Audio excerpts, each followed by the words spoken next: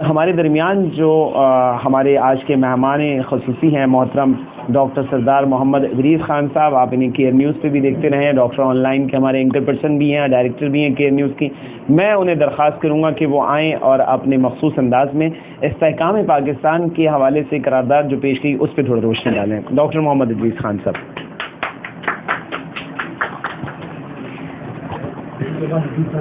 بسم اللہ الرحمن الرحیم۔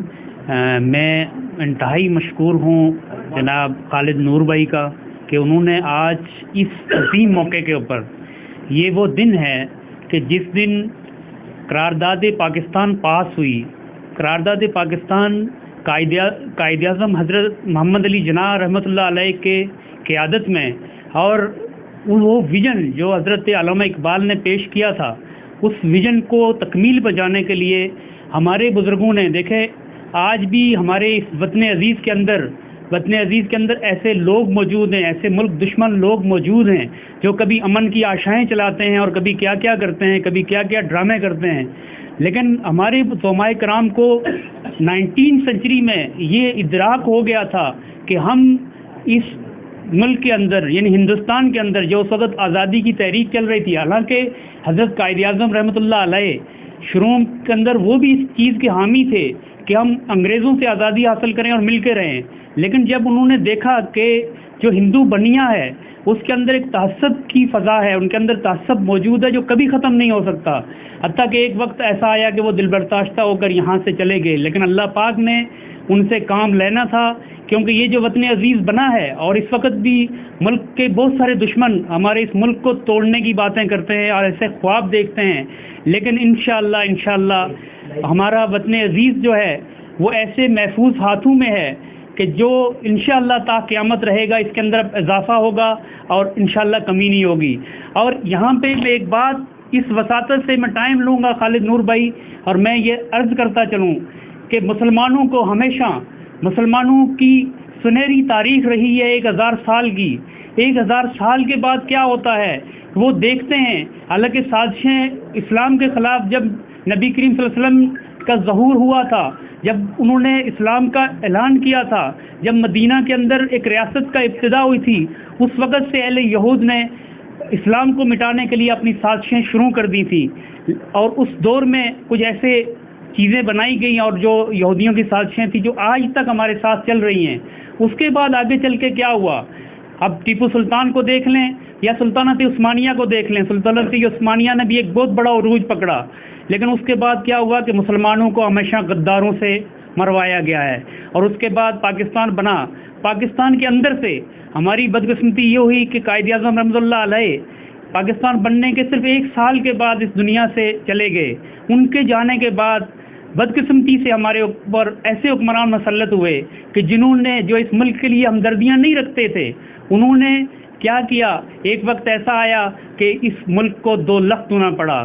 لیکن یہاں پہ میں ایک بات کہتا چلوں کہ نبی کریم صلی اللہ علیہ وآلہ وسلم فرمایا کرتے تھے کہ مجھے مشرق سے ٹھنڈی ہوائیں آتی ہیں۔ یہ ٹھنڈی ہواؤں والا وہی خطہ ہے جو ہمارا وطن عزیز پاکستان ہے، اور اس وقت آپ دنیا نے دیکھ لیا کہ ہمارے پڑوسی ملک کے اندر جب پوری دنیا سے طاقتیں جمع ہوئیں، لیکن الحمدللہ چند نہتے لوگوں نے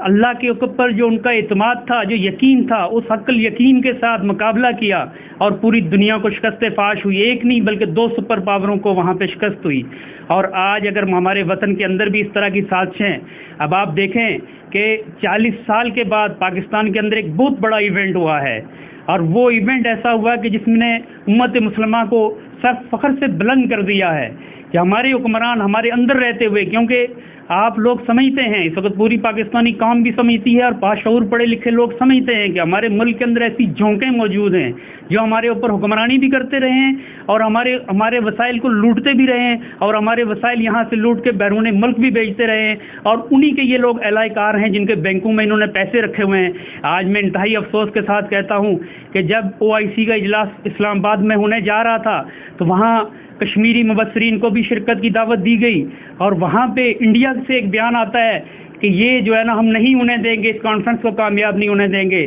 لیکن میں انتہائی افسوس کے ساتھ یہاں پہ میں یہ کہتا رہا ہوں خالد بھائی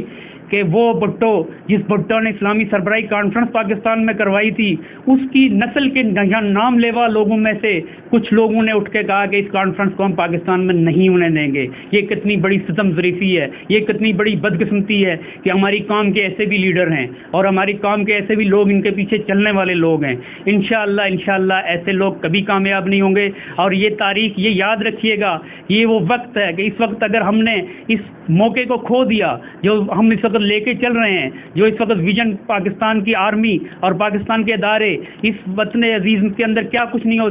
چکا ہے، اس شہر کے اندر کیا کچھ نہیں ہوتا رہا ہے، کیسے کیسے لوگوں کو محروم ہونا پڑا۔ طارق محبوب بھائی تک تو شہید ہوئے یہاں پہ، اور آج ہم ان کے مرکز میں، آج ان کی پارٹی پہ ہم موجود ہیں، اور اس مرکز سے ہم یہ اعلان کرتے ہیں انشاءاللہ کہ یہ وہ مشن جو نبی کریم صلی اللہ علیہ وسلم کی بشارت کے اوپر۔ میں تھوڑا سا ٹائم لوں گا